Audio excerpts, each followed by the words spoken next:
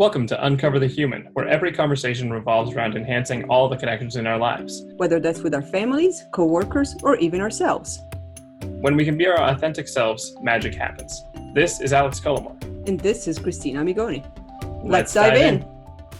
Hello and welcome back to this episode of Uncover the Human. It is just Cristina and I today. And I did it. I said just. I did it. I did it. You did it. I fell right into it right away. That's it. I said just. That's it. Episode is over. Pause, cancel the recording. We're over. You used the taboo. You should know better than saying just. I should not have done it. I should just do better. And we're done. So we've been thinking a lot in the last couple months about a topic that we wanted to discuss today, and we are looking to find hope for ourselves along this journey. One thing we wanted to talk about is the impact of individuals. So the idea that one person can make a difference, and we have a myriad different examples of this in life, for better and worse. That there are 1,000 ways that people can make a difference, and it's something that I think personally.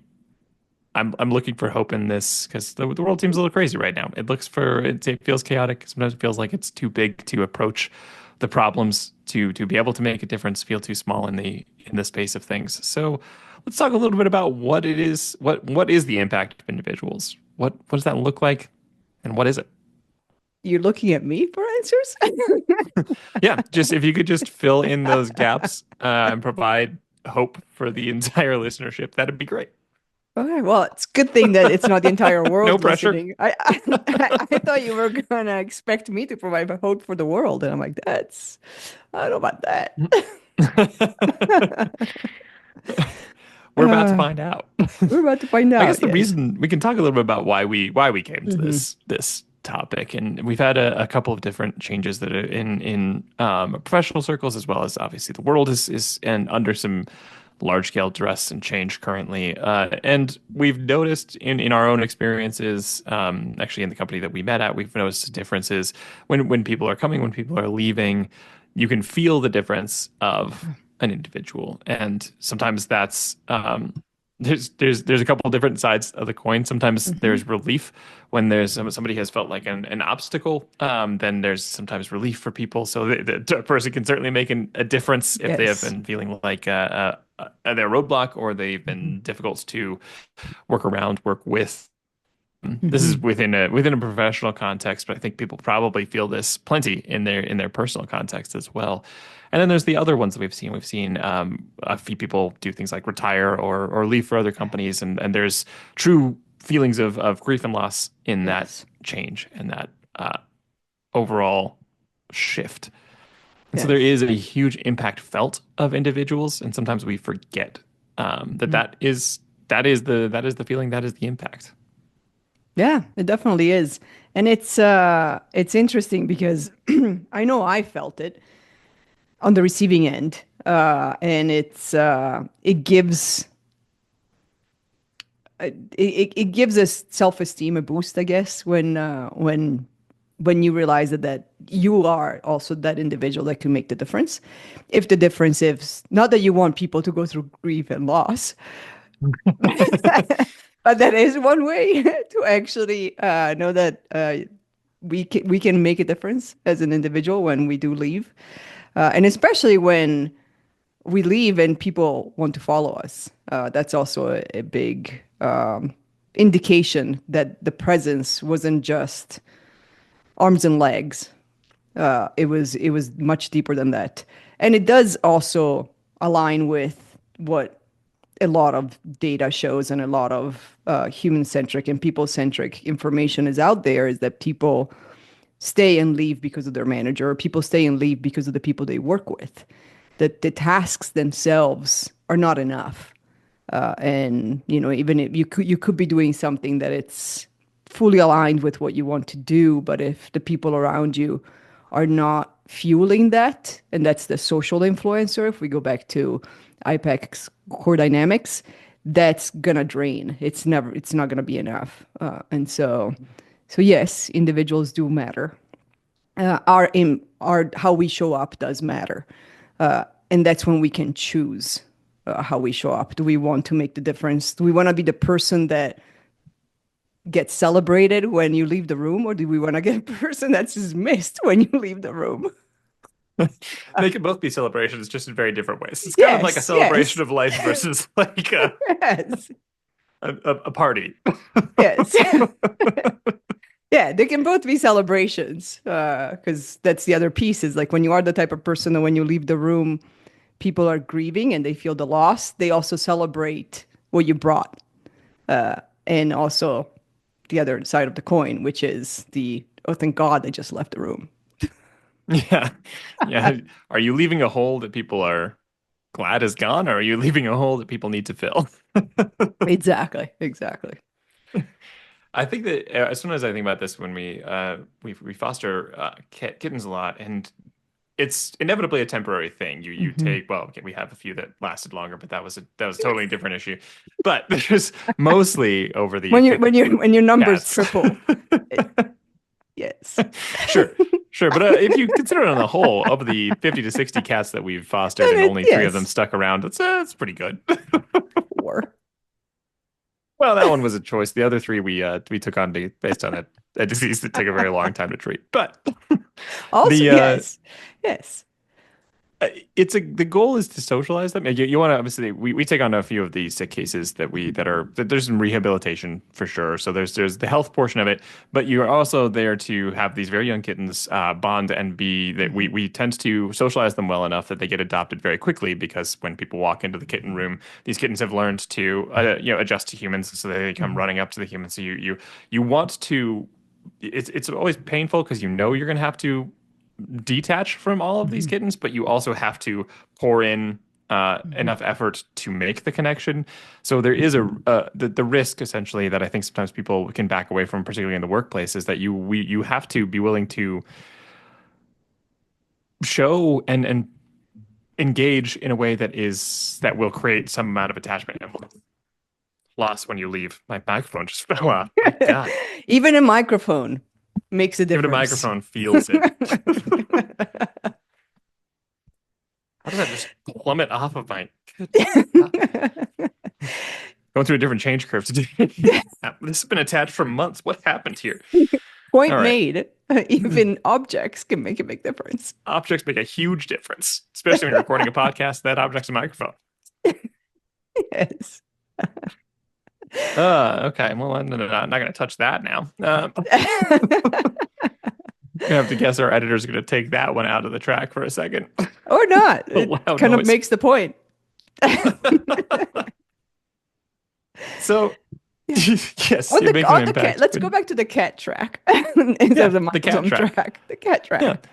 Cat as a metaphor. Like it just you do pour in attention to Mhm. make them attached and to make them socialized. And the point is to help that be a socialized cat so that they are very adoptable. They are very much they understand humans are a portion of life, somebody you turn to for food. Sometimes you can absolutely need and find attention.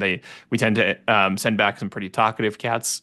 So we let them be pretty related to humans, and I think that's it's painful on the human side of things because you know every time you have to let them go right when they're really just they've grown into their own, they're really excited, they're really goofy, they really are just like that's the most adoptable portion, and when they're finally Mhm. ready to go be spayed and neutered and they have enough weight on them to do that, and you still have to go work and create that connection, and I think it's good to do, and um it's easy to feel the difficulty of that. It took a Mhm. while to get used to the like you almost don't want to get attached because you know you're going to have to let go.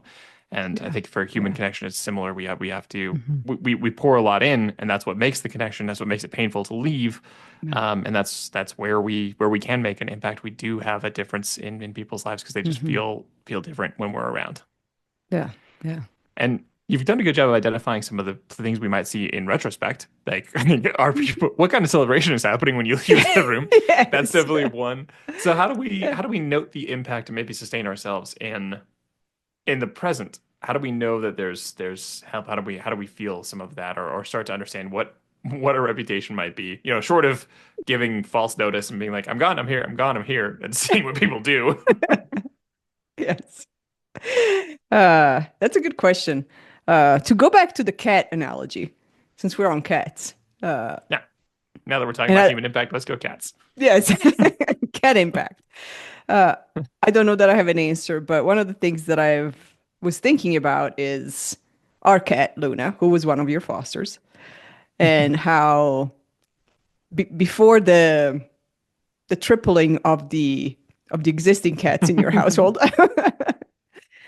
she really enjoyed spending time with your other cats. She grew up with them. She grew up with Gus and Patch, and really, you watched over her a couple times when we were out of town, and she really enjoyed that time. It was good. And then the the situation changed. One cat made a difference. The next time around, that may or may not start with an M. And she It's was Max. miserable. She spent 2 weeks under the bed and couldn't wait to come home. Basically, ran out the Yes. door when I went to pick her up, and then yelled at me for 2 days for leaving her in that situation. So even even in that sense, one cat made a huge difference. Yes. Yeah. Yeah, we definitely see it. It's easy to see sometimes, I think, around us. Yes. I can tell you who in a room I definitely have gravitated towards. I can tell you who I try as best as possible to be grateful and proactively instead of just when people are leaving. Obviously, when people are leaving, I try and you always want to express gratitude for whatever they've done, and whatever they meant for you in your life. But I try and do it a little bit proactively, and so it's a good practice just to be in. And I think people instinctually know, even if they haven't done it, even if they don't actively do it, they know who they turn to. They Mhm. know what that person means to them at some level. Which still provides the question, how do we know our own impact so Hmm. we can know that? Yes. And I don't know that I have a good answer for that. I know that we can, I guess if we think about what we see in other people, Hmm. what do we look for and what Yeah. would we want to Yeah. be seen for? Yeah. I'm thinking about two different things that could help, or at least two different things that help me. One, you mentioned it, which is learning to be grateful in the moment, not just at the end of the The story, road, the journey. the journey. And that, that also is echoed in 1.5 million memes and posts that at least show up in my Instagram feed, which are really about even like the little things. Like, if you have something nice to tell them in the moment you think it. Mhm. Don't keep it to yourself, which could be anything from, hey, great shirt that you're wearing today, or thank you for your help this morning, or anything like that. So being aware in the moment. If we think about Eckhart Tolle and how the only thing that exists is the present, the past and the future don't actually exist. So in the present, can we actually be mindful and then do something about that in the present? And so that it isn't this post mortem thing, this Hmm. legacy thing afterwards. So that's one piece. And what helps me being more aware of that is my gratitude practice, which I've been doing, as I mentioned many times, for now 6 years, where every day I write down 3 things I'm grateful for, and in those pieces, I would say 99% of the time, I'm grateful for the people. I always mention people in that and how they've shown up and what we've done together and the experience. And so then turning that around and making sure that I'm like, do they know? Asking the questions like, do they know? Because I write it in this and I don't publish it. It's not like I send it out after I write it and it automatically goes to the person that was mentioned, but do they know? And Mm. then, yes, it is a vulnerable thing because you could get rejected or it could backfire and Or so, just but feel weird to start sometimes, but it doesn't usually yeah, it's received well when people when you're telling people like, yes. hey, I'm grateful for this. Yes, exactly. Hopefully. And we bring all sorts of traumas from our past and experiences from our past into that. But getting into that muscle of saying that, even if it's on a text message. And so that's the other practice that I've started is when I communicate with my friends, even friends that I communicate every other day or every single day, I try to always end with, I'm grateful for you. I'm grateful for this. So that, again, it's that people hopefully will know or will hear it more often than not. Don't have to assume it. Yeah. I think that's good. I think it's great to. It's always helpful to have some of the external validation, and so where we can provide that, that's always helpful Hmm. to help other people see that. Sometimes I get tripped up. I have a friend from coaching school. Actually, his name is David, and he's great at ending conversations like that. So we will both express whatever we're grateful for. Just that, hey, we got this time together. Both of us often comment that we put like an hour of time to just get together, and we almost inevitably end up talking 2.5 hours. It's Hmm. just one of those things you just, yeah, okay, we can talk for a long time. And so we have a good practice of sharing the gratitude at the end of that. And it's good to have some of those pieces. Sometimes I can sense in myself and I need to get better at fostering that internally. Because one thing that Yes. that many people have mentioned when they work with us is that we seem to laugh a lot. We've gotten that comment from so many different Yes. We never laugh with the facets of our. podcast. That's not a Yeah, thing. no, this is a very serious medium, so I know that our listenership doesn't expect that from us. So but we did get that. We've got that from many people Yeah. fairly quickly into knowing us, of Hmm. just being like, "Oh man, actually, these meetings are more fun. This is entertaining." And I think that that's really nice to hear. And sometimes I lose track of it's so commonplace. That's just how we Hmm. interact that Hmm. you almost start to, at least for me, sometimes that just kind of fades into the background. Like it's Oh, just yeah. like, oh yeah, that's just a thing. That's just kind of you start to Hmm. take it take it for granted, or be like, yeah, that's good. I'm glad people feel that, and you start to maybe lose what impact that could have on other people. Hmm. Yeah, So I guess I need a better, very good point.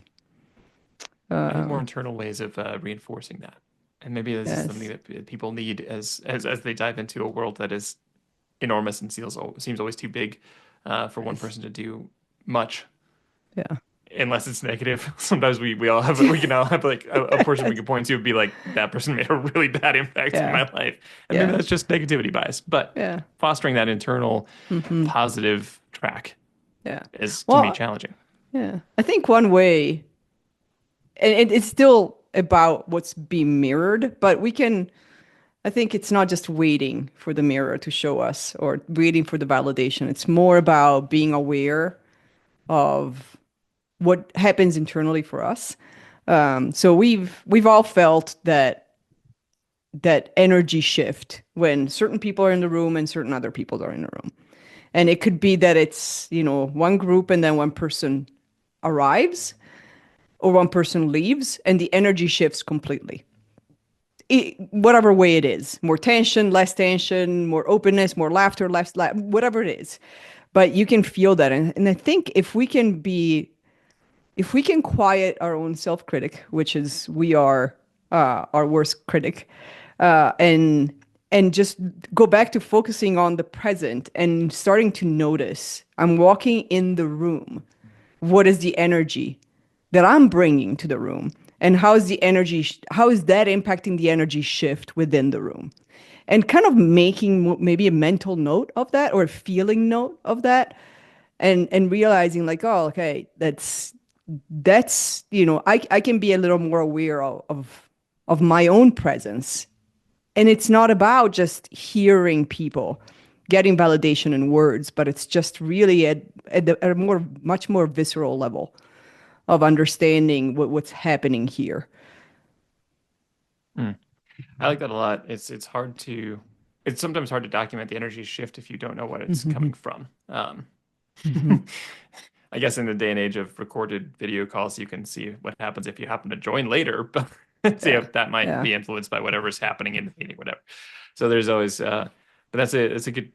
I think most of this comes back to trying to keep in touch with what viscerally feels different because we Yes. can't. It's hard to know these things, and it's Yeah. something that we kind of have to hold on to Yeah. because that's just what I guess that's we have to take some amount of I guess leap of faith in it to Hmm. decide whether this is what difference we're making and hope that we're right, and I guess try and keep some track of it with like you say, keeping the critic at bay a bit as best as Yes. possible.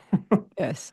And it does take being really in touch with our body and what the signals are, because our body feels before our mind can actually tell a story around it.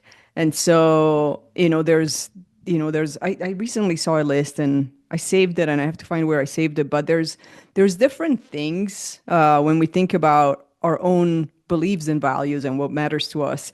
There's different body reactions to that, and so they change by person, but so understanding how our body, what the signals are that our body are telling us, is a big thing. Like one of the things that I know is that when something feels, I feel decisions, I don't think decisions, and the way I feel decision is because when something feels off and like something I shouldn't be doing, it's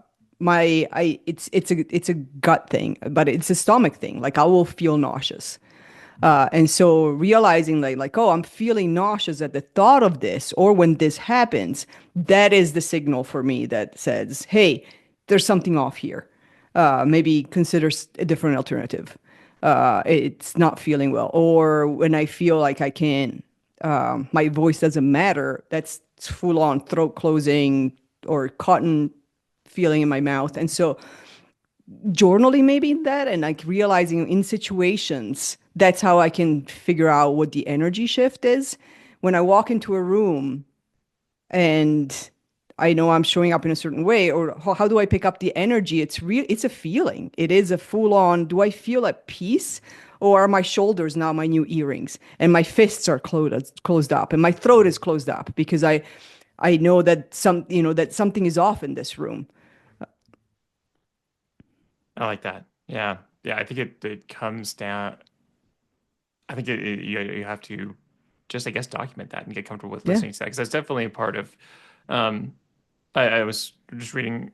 I think it was just on LinkedIn or something, but it's a brief summary of some of the work that Dan Pink has been doing in his book Regret, and he talks about what a lot of regrets are things that people didn't do, Yeah. and it's I think there's some power in thinking about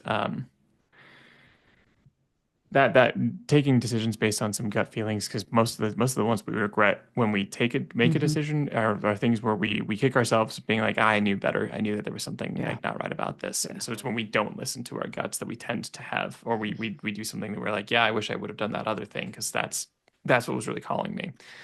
So yeah, there is a huge benefit to getting better in touch with what is that voice saying? What Yeah. where is that voice? Um, and then getting I guess over time more comfortable with either documenting all the times I didn't listen to that voice and thus that was a problem, or Hmm. getting in touch with just from a fresh plate of like what does it feel like now, and then trying to Hmm. document and that you have to have some I think exercise and self-compassion for the times where you mess up and you end up doing Hmm. something where you're like, yeah, I knew better, and so Yeah. now I need to be better in tune with that voice. I think a lot of that comes to those. How in tune are you with those voices, and how much Hmm. do you trust that that is the authentic voice that you should Yes. trust? Yeah. Definitely. And so now we're completely off track on can one person make a difference? I think there's Yes, a they can. yeah, yeah. I think if we think about one person making a difference, like I when I think about this in terms of the current global context, we've got just a lot of systems that feel difficult to challenge and that feel like they maybe aren't Mhm. at least personally, I don't feel like they're working the way that I would love them to work, or that they No, could be as not supportive for the for the people. people that need to. Yes, Yeah. yes. Difficult to say that it's for the people that I in my mind these should be intended to serve. Systems should be intended to Yes. serve. Yes. Yes, I'm talking about the government and politics. I'll just say it. It's Yeah. it's Yes. I don't think these are It's for serving the the people, things not that for they the were meant money. to. That would be good. Yes. Yes, they oh my goodness, this is going to be a totally different personal rant, but the idea that like a government should be run like a business is ridiculous. Like businesses, like Yes. especially in the American sense, are here, and until we make all businesses B corps, like Yeah. you And can't run this like people a first business. businesses. Yes. Yeah. Yes, Yeah. you're not supposed to have like the most perfect budget. You're not supposed to grow. You're not supposed. No. You're supposed to provide services, law and order, benefits Yes. for citizenry. Not Yeah. not for a certain set of them, for all the Yeah. citizens Yeah. that are Yes. governed by It's the this. whole point of Um, society. Otherwise, we would all be living on our own. And yes. so in that way, to bring it back to our topic, we definitely have a few actors who are fairly famously in charge of making things more, I would say, selfish and more directed towards where's the money going to go to them, and how's it going to stay with them Mhm. rather than support the people, and they're using the government for that. So in that way, yes, an individual immediately makes a difference. Yes. So from this side of the table, if you're not in these in the cabinet, if you're not in these discussions, um, I'm looking for better ways to help people understand that the impact they can make in this, and that Hmm. you as an individual continue to matter, and that you can Yeah. do things. And I think that relies on going out and connecting with people so that you do feel that energy Hmm. shift. That means going out and being Yes. part of community calls, being part of whatever Mhm. community. A lot of people talk about going to make impact in your direct community. I think that's Mhm. where you can Yes. feel and retain some energy. If you're going to engage in Hmm. both that and a larger scale, then find the ways that you're going to retain some energy. At Hmm. which point you're going to need to get back into the practices that we've talked about of what what does this mean to me? How is this making an impact? Hmm. How much can I feel and trust the feeling of this is different because of what I'm doing, because of what I can contribute, or I feel that this whole thing is making a difference and I'm going to make a difference to it. Yeah. Yeah, that's a huge one for sure. And as you were talking about that, I was reminded of even what we do as a company, which is very intangible. And and yet it's almost, always when asked if whether it was a coaching session or a training session or just a meeting, if it was helpful, the answer is it's not even a decision. It's absolutely yes. And so Yeah. making those connections, and one of the big feedback, especially from our leadership program, that keeps coming back 2 or 3 years into it, from different types of groups in different ways, is that feeling of I'm not alone. This was helpful because now I know I'm not alone, which really ties back to what you talked about, being out there, making connections in the community. I may not be able to make the big of a difference as I would like to, practically speaking. But how is that feeling of not being alone in itself helping? Yeah. I think the other part that makes this difficult to attach to ease immediately is that these also take time. I mean, we didn't Yes. have this kind of trust. We took time to build the leadership program. We took time to Yes. run through the leadership program, and going Yes. through that takes several weeks. These people Yes. find these connections over time, Yeah. and even if we look at something and we look at a situation and we can say this is wrong, these things should change, we should do this, and Yeah. even if we were like, man, if I had all the power, I would do these Mhm. things totally differently, and that you might be right about diagnosis, you might even be right about solution, and the actual process of making that change is time intensive. Yes. We can't, and Yes. that's something just difficult from human biology standpoint to grasp. We are trying to hold on to long terms, and we are not great at doing that. I think it's the metaphor that Mhm. you used about like flying planes. If you're flying a little Cessna, you move the joystick and you're immediately turning left and right. You fly a commercial airliner, you got to be making Mhm. decisions way in advance. You can travel, 5 Yes. miles in a matter of seconds, so you got to be thinking way in advance, and it's a different type of thinking Yeah. for people. Yeah. It's not something we can't do, but it's not something we do necessarily naturally, and it's not something we Mhm. always default to. We all know that if we work out for long enough, we're going to feel better, but we don't necessarily Mhm. do it because the first day is hard, the other days are hard, Yeah. everything like the feeling is difficult, the progress is slow, and it's hard to we have to find the ways to sustain ourselves, I think, in this in any Mhm. of these efforts. And I think those practices of getting better in touch with this so we can trust the feeling, even though the results and the outcomes won't be the immediate Mhm. results and outcomes. Yeah, definitely. And it takes a lot of patience, which I have very little of, especially when I see things go down a certain path and I want to control that they won't go down that path. And it also takes realizing that it doesn't work all the time. Mhm. And that sometimes we may see something or we may pour into something that then after a while doesn't work out anymore. And Yeah. so it's that not retreating and say like, well, then I'm done. I'm never going to do this again. Because I poured into whatever it was, being out there in the community, connecting, doing this thing, and waiting for the results, and it went the opposite way. And so maybe next time I'll just stay isolated and not do it. It's an option. It's not a great option. I think the benefit of the option, same way we talk about like the benefits of things like a level one energy, is that you might be able to recover a little bit Yes. of your energy. It's the stepping back into it is the important Hmm. part, making sure you Yes. don't stay disconnected Yeah. forever. And reserve your energy, figure out what you'd like to do differently, figure out what. Hmm. And again, I think it comes back to sustaining because Hmm. if you poured that much and it is that hard of a hit, like it's A, you really did commit and jump into it, and B, you may not have built up support to maintain the effort. Hmm. This is something that Yeah. I learned a lot more trying to just in a very specific, silly, tangible example when I was trying to do things like when I was running half marathons or triathlons, you have to just get better at form. You have to get better at that Mm-hmm. low intensity. You have to play in low Hmm. intensity for longer periods of time and get used to like just doing things for a while, having the mental Hmm. stamina to do it, as well as having the physical stamina to convert oxygen in a much more efficient way.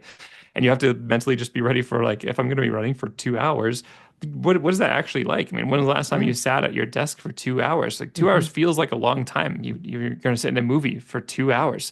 Like Yeah. get ready for what are you going to be doing mentally, and how do you Yeah. allow yourself to do this sustainably? And it did come down to uh, I mean, I've just started this at I guess a somewhat early enough age that I still had a lot of bad habits left over of just like just push, just lean into it, just you can push yourself a little bit more into it, and that's not a feasible way to get into endurance.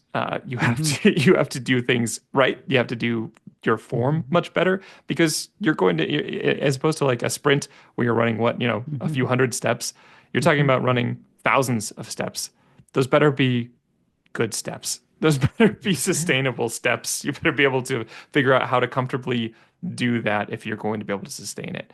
And I'm definitely guilty of a lot of feast and famine mindset internally of jumping in, committing fully, trying to get as much out as quickly as possible and do as much as possible, and having so much energy to do it that Hmm. I don't meter that out more. I Hmm. indulge in the fact that it feels very energizing and then use up the energy much faster. Hmm. And it's hard to remind yourself there's a much longer game to play until you've done it a few times and Yes. then you start to remind yourself better internally. Like, oh God, Yeah. I'm Yeah. about to run off a cliff here. Yeah. That's a great example. And the recovery is a big part of that. You can't just go running 24 hours a day for the week and then Hmm. run a marathon. You actually have to recover. Hmm. Yeah. The recovery is a big piece of that. And so I lost my track, so it's gone. I went down the recovery path and yes, and disconnected to something else I was about to say. That's just recovery and sustainability. It is Yes. very like necessary. And that Yes. that's you don't just run forever. Recovery is at least as Yeah. important as Yeah. doing the Yeah. rest. Yeah. Which is societally kind of reinforced too. We all keep telling people to sit at their desks, work for 8 hours, work for whatever, and like even when I remember consulting, they would be like, no, we're realistically look to be billing about 6 hours a day because you're not going to be able to do eight No. hours of good work in a No. day. You No. look for maybe six. But Yeah. we just assigned that at some point in back in the assembly line Yeah. days, and now we're all holding ourselves to a standard of like I Yes. should be at maximum output for 8 hours a day, and the more No. brain intensive or weird you're getting, the harder it is to sustain that, or the more you need like some Hmm. bursts and some rests to come back to it. And we don't have a lot of necessary structures to keep us in a way where Hmm. we will be making that impact long term. So we know to bring us back to our theme, our individual Yes. impact on a longer pressing Yeah. time scale. Yeah. Yeah, exactly. And that's good. You found my train of thoughts that went somewhere else. I Is figured if I just talked about enough random things, something will seed. Yeah, exactly. And it's that piece of realizing that knowing what our impact is, it's not a sprint. It's not, oh, we do something once and we get a trophy, or we do something once and we get the gratitude, or we do something once and for our own selves we feel that we made an impact. It's a marathon. It's 15 marathons. It's 100 marathons. And it's knowing that it's like it's the next day and then the next day and then the next interaction and then the next day and then the next thing. And then maybe, eventually like it builds up into the self knowledge of that, not just the outside validation of it. And it's going to sleep at night and thinking, was this a good, was this a good day? Did I show up as well as I could today? And not every day is going to be the same, but did I show up as well as I could today? Yeah. And then hopefully you get the breadcrumbs of the ripple effects that are felt later. I think Yes. today we even got one because we built that whole leadership program, and we had Yes. people take like a subsection of that and run it for their people. And then we saw people that we have not interacted with at all using our acronyms, using these things Yes. that we threw out there, these little models of ideas of how to interact and Yes. how to do this, and people were still excited about it. And we haven't personally delivered as much of this. Like we've done bits and pieces for other companies, but within this big organization, we hadn't done anything for a year that was specifically this. Mm-hmm. And these people are still resonating with it. It's something that we throw a stone in a pond, and every once in a while you get to see the ripple effect, and that's Yes. always exciting to see. Yeah. Sometimes it's a little ways between the waves. Yes. Sometimes it's just still water. There's no water. If there is, it's Am I yucky under the looking. water? Is my head above water? Can I get my head above Yes. water? There's been a drought, so all the water is gone. Are we in a desert? Is this? Yes. You throw a stone and a bunch of mud comes back. Ah, yes, I can relate metaphorically to all of those experiences. Yeah. So yes, So I guess as an our individual theme does make isn't an so much. impact. Yes, individuals absolutely make impacts, and we know it by the other individuals that we see, that we know when Yes. they leave our lives, we feel the grief Yes. of, and we need to find perhaps better ways to know that about ourselves and sustain that Yes. in the times. 'Cause it's not a continual Yeah. just like, yeah, you're doing good, you're doing good, you're doing good. And even if it Mm-hmm. was, you're not going to be feeling that internally. You're just going to get reliant on that being external. Yeah. So finding those internal ways, which Yeah. I advocate for other people as well as myself, because I know that I'm not great at finding that sustainability. Indeed. And also knowing that we control that. Yes, we can't control a lot of what happens around us, but we can control how we show up in what's happening around us. So we actually control the impact that we want to see. We just have to understand what that is.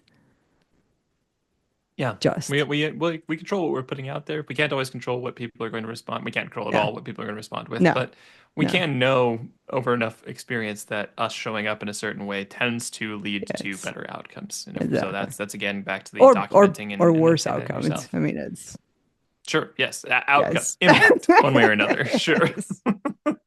Sometimes how we show up I was consistently speaking has really bad optimistically, hoping impact. that we are going for that. Hoping we're going for positive. Yes. And maybe let's not put our head in the sand when we start seeing that. Maybe. But what if Maybe. it's only mud around? What if you're throwing and there's just mud? Yeah. Then open up the dam. Why is the water not flowing? It's a great question. What dam have Monumental we dams. built There's the to real prevent the moral. water from flowing? Because we built it. Yes. So Yes. Yeah, as they say, I think I might have even seen this on from your Instagram feed. But as they say, like a lot of their problems in life may not be your fault, but they are your responsibility. yes. Yes. Yeah. If we want to feel a certain way with our lives and if we want to actually make an impact or make it positive impact, let's say a Yes. constructive impact, not a destructive one. If we want to make a can go destructive either one, way. I'm sure that a lot of us can do that.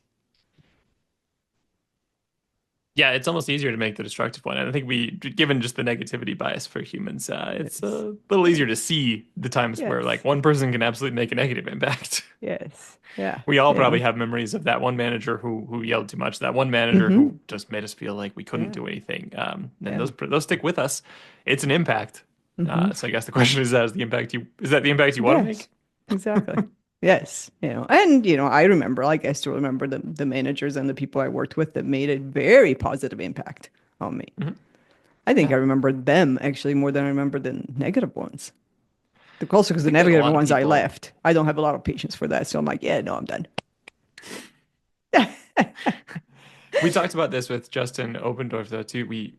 Teachers can make a huge impact. I think a lot of Yes. people have that. One of the people who they would list as a positive influence tends to be if you're lucky enough to find one of those just really great teachers that will stand up for you, advocate for you, tell you like, yeah, you can do this. That is, and it happens with managers too. We do remember those people just as much, which is another example of knowing the impact. And how often are we reaching out? Even if we thanked that person, even if we a couple years later thank that person, like that person has made an impact for the rest of our lives, whether they know it or not. Yeah. And do they know? Have we told them? Have we shared that? So, all right. Well, lots of questions. Good luck. Look for ripples, find your own energy, Yes. keep self-sustained. Yes. Break Make down an your own mental impact dams. and make sure that's the impact you want to be remembered by. Yes, and preferably one that's a positive impact on other people. Yes. I Preferably. can advocate for a little something. And thanks for listening. Thank you for listening.